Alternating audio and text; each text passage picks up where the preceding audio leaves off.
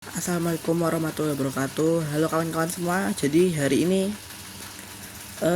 saya akan melanjutkan ya progres pembuatan wayang Bagong ini dari kertas duplek ya. Seperti ini, wayang Bagong dari kertas duplek. Nah, pembuatannya ini sudah sampai pada pendetailan ya menggunakan pen kodok. Nah, jadi sini saya akan lanjutkan menggunakan pen kodok mendetail lagi ya, sambil kita bolehlah cerita-cerita ya tentang wayang Bagong ini sebenarnya kayak gimana, tokoh yang seperti apa ya, dan bagaimana cerita di balik wayang Bagong ini.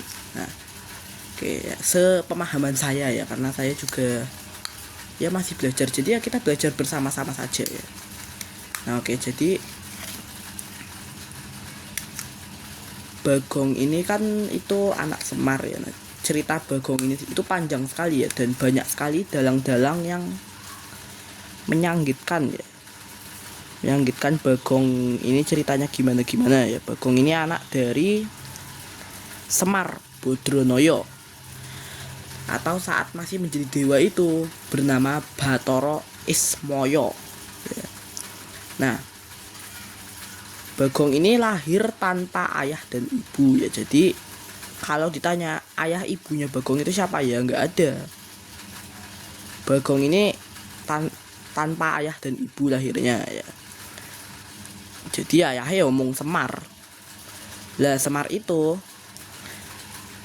Bagong itu terjadi dari bayang-bayangnya Semar atau bayangannya Semar ya, wewayangannya Semar di sabdo karo Bathara Sang Hyang Wenang ya.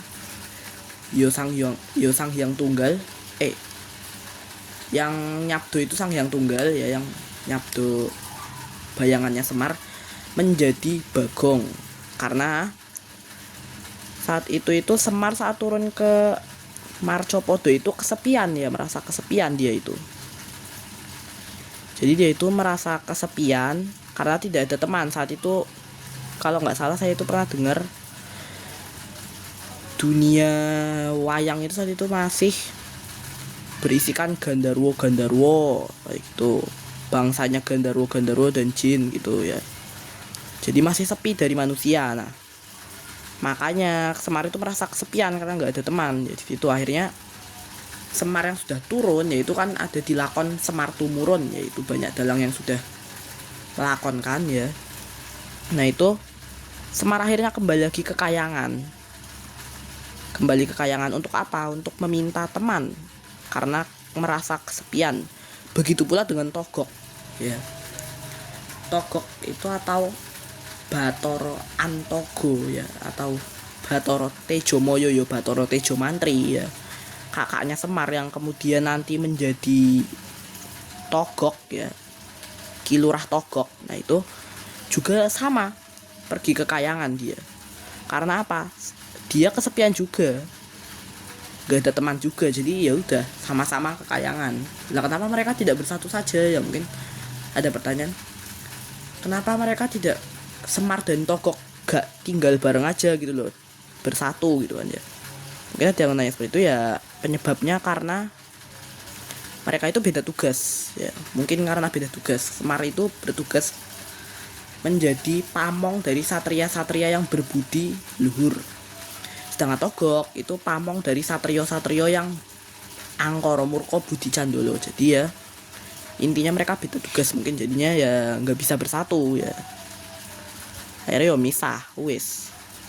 Lalu di Kayangan mereka itu ditanyai oleh Sang Hyang Tunggal ya, teman sejatinya manusia itu siapa gitu. Togok menjawab teman sejatinya manusia adalah, kalau nggak salah apa ya waktu itu jawabnya itu, kalau nggak salah nafsu, hasrat kalau nggak salah. Kalau nggak salah Togok itu menjawab hasrat ya. Hasrat adalah teman setia dari manusia, itu jawabannya Togok kalau nggak salah, ingat ya. Kemudian hasratnya Togok itu di sabdo sama Sang Hyang Tunggal menjadi seseorang ya, pawongan ya, kecil, yang kemudian dinamai Sorowito atau Bilung ya. Nah itu yang Bilung itu, jadi Bilung itu terjadi dari hasratnya Togok, hasrat atau nafsunya itu ya. Mungkin yang lebih tahu di kolom komentar bisa memberitahu ya, biar kita bisa belajar bersama-sama. Nah setelah itu giliran Semar ditanya Sang Hyang Tunggal, teman sejati manusia itu siapa? Nah, Semar menjawab bayangan tuh. Nah sama Sang Hyang Tunggal habis itu bayangannya Semar atau ayang-ayangannya Semar itu disabdo jadi orang yang lucu ya, yang perawakannya lucu, matanya besar ya, seperti itu. Perawakannya lucu yang kemudian dinamai Bagong. Kenapa dinamai Bagong? Karena saat itu Sang Hyang Tunggal itu mengatakan, lihatlah ke belakang ada bayangan yang bebagongan, akhirnya jadilah Bagong tuh ya.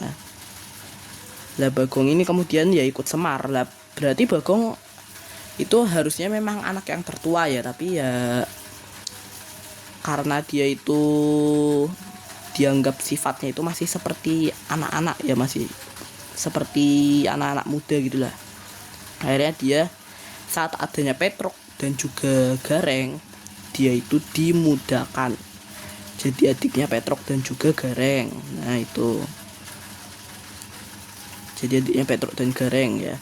Petruk sendiri itu sanggitnya dari mana? Petruk itu sanggitnya itu banyak banget. Ada yang sanggitnya dari satrio yang itu ya, satrio yang dihajar satrio yang apa namanya,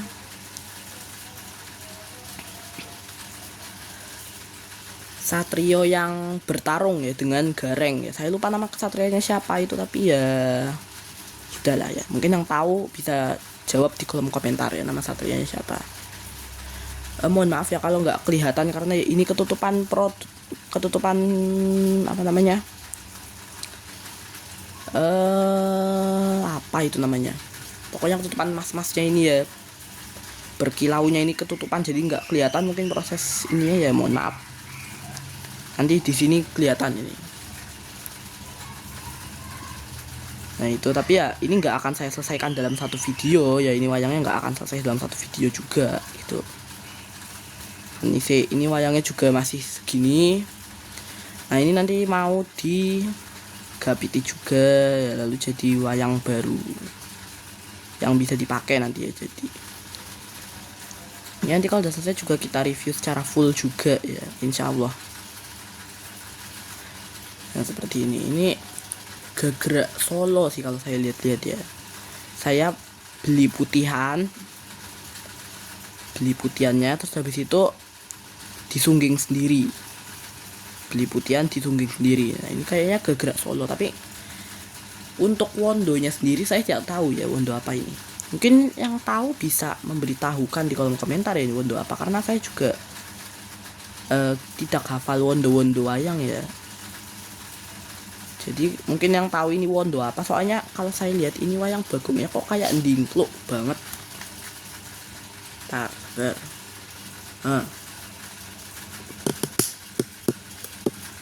Ndingkluk banget kan.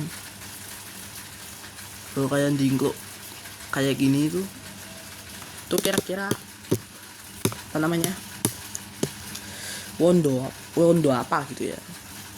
Nah, itu yang saya penasaran, ini wondo apa kira-kira. Nah itu, terus lakon carangan yang membahas tentang apa namanya bagong itu banyak sekali. Ada lakon apa ya,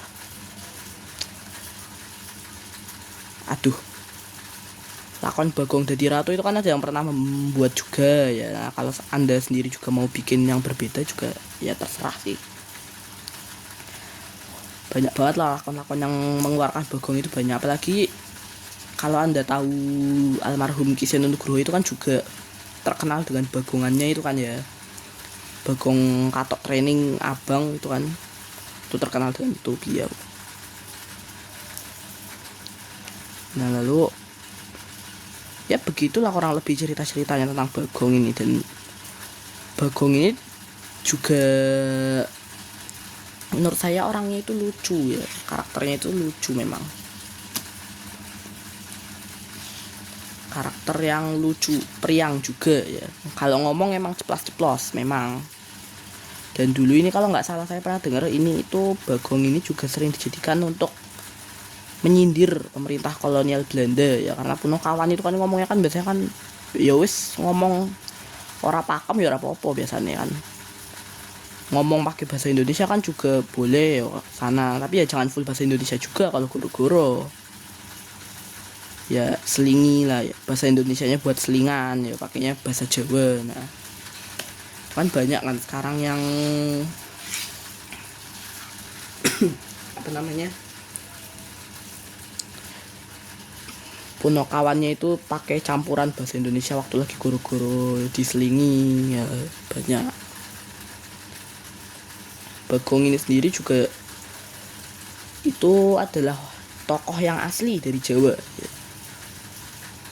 Asli dari Indonesia gitulah ya, kita katakan saja asli dari Indonesia. Jadi kenapa Bagong ini asli dari Indonesia? Karena emang di naskah Mahabharata India itu tidak ada yang namanya Bagong. Naskah Ramayana India itu tidak ada yang namanya Bagong. Tidak ada yang terdapat di sana Bagong, apalagi Punokawan papat kayak Semar, Gareng, Petro. Bagong itu nggak ada. Saya juga pernah dengar kalau katanya Petro itu berasal dari kata fatruk yang dari bahasa Arab ya. Saya lupa artinya apa, tapi karena orang Jawa ya, jadi nih apa namanya, Petruknya fatruk itu diplesetin jadi Petruk. Nah, saya pernah dengar itu ya, nggak tahu di mana tapi pernah dengar pokoknya. Nah gitu. Lah terus Bagong ini hidup sampai zaman apa? Waduh, kalau hidupnya ya sampai zaman apa itu ya, kira-kira mungkin sampai Pandowo Moksa mungkin ya. Mungkin yang lebih tahu tentang wayang-wayang kayak gini ya mungkin bisa diberitahu ya di kolom komentar ya, karena saya juga nggak terlalu memperhatikan gitu loh Bagong ini hidupnya sampai kapan itu saya tidak terlalu memperhatikan ya. Lakon Pandowo Moksa pun saya belum pernah menyimak gitu loh, jadi saya belum tahu ya Bagong ini nanti matinya itu kapan, yaitu dia itu hidup sampai zaman siapa gitu ya, itu saya nggak tahu, kurang pasti lah. Sepengetahuan saya mungkin sampai Pandowo Moksa ya, itu Punokawan Moksa juga tuh. Setahu saya sih segitu ya. Jadi Bagong ini dari zaman sebelum Ramayana sampai Mahabharata selesai itu begitu. Nah ini dari bahannya seperti biasalah kertas duplek ya, ini saya beli putihan disungging sendiri jadi kayak gini. Untuk ya ini udah bagus sih sebenarnya sih ya, ukurannya juga standar pedalangan gitu ya, walaupun kertas tapi ya disunggingnya sing apik sisan untuk nggak apa-apa. Nah kira-kira cerita apa lagi ya, aduh mulai kehabisan bahan ini ya. Bagong mungkin nikah sama siapa kali. Nah kalau nikahnya itu ada yang mengatakan versinya itu dia itu nikah dengan Dewi Mole yaitu. Nah itu ada yang mengisahkan seperti itu, Bagong itu menikah dengan Dewi Mule. Ada juga yang mengatakan Bagong itu menikah dengan, kalau nggak salah denger itu saya pernah membaca artikel yang dimana dia itu menikah dengan Dewi siapa ya, Baknowati atau siapa gitu, mungkin Baknowati atau siapa gitu, tapi bukan Baknowati yang istrinya Duryudono.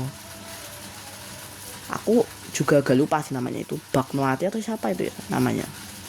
Pokoknya itu kalau nggak salah itu anaknya Prabu Balyo, bukan Salyo ya, Balyo pakai B. kalau nggak salah itu. Tapi namanya kalau nggak salah siapa ya, Bagnoati atau siapa gitu, mungkin yang lebih tahu bisa memberitahu. Nah begitu. Lalu di versi Jawa Timuran ya itu ada Bagong itu punya anaknya itu namanya Besut. Nah itu Besut itu jadi anaknya Bagong di versi Jawa Timuran ya. Kalau di Jawa Tengah ya nggak tahu ya kita ya, harusnya sih nggak ada ya anaknya Bagong itu. Ya mungkin dalangnya wis ngarang wae ngono, ngarang anak sopo ngono. Tapi kalau Jawa Timuran memang sudah ada anaknya itu Besut, dan Besut itu kadang-kadang juga ikut ya. Saya kurang tahu sih kalau di Jawa Timuran itu ponokawannya itu ya itu Bagong, Besut itu kalau nggak salah ya kayaknya ikut guru-guru juga mungkin ya, mungkin loh ya. Jadi belum pasti memberitahu karena ya sepemahaman saya begitu. Itu Besut anaknya Bagong di Jawa Timur ya. Kalau di Jawa mungkin ya dalangnya bikin anaknya sendiri gitu ya, nama anaknya sopo misal ngono gitu. Nah kalau Petro kan udah jelas ya anaknya itu terkenal lah di bayangan Jawa Tengah ini juga. Anaknya itu Langkungkusumo itu kan ya. Ya emang jarang keluar ya emang. Kayaknya aku belum lihat. Saya sepertinya belum pernah melihat ya ada dalang yang mengeluarkan Langkungkusumo. Apa udah pernah ya? Belum pernah lihat dalang yang mengangkat lakon tentang Langkungkusumo gitu, belum sih saya. Atau jangan-jangan udah pernah lihat. Ya udah lupa sih, udah lama juga soalnya. Intinya gitulah. Emang jarang ya yang lakonin Langkungkusumo itu, jarang memang. Kayak gitu. Ini tatahannya ya agal ya, namanya agal gitulah nama tatahannya, tatahan agal. Nih, ini wajahnya juga sudah bagus, ini ya sudah dicat putih saja ya, ini biar seragam sama Semar yang kulit kerbau itu, biar seragam sama yang itu. Jadi ini koyo ngene. Nah,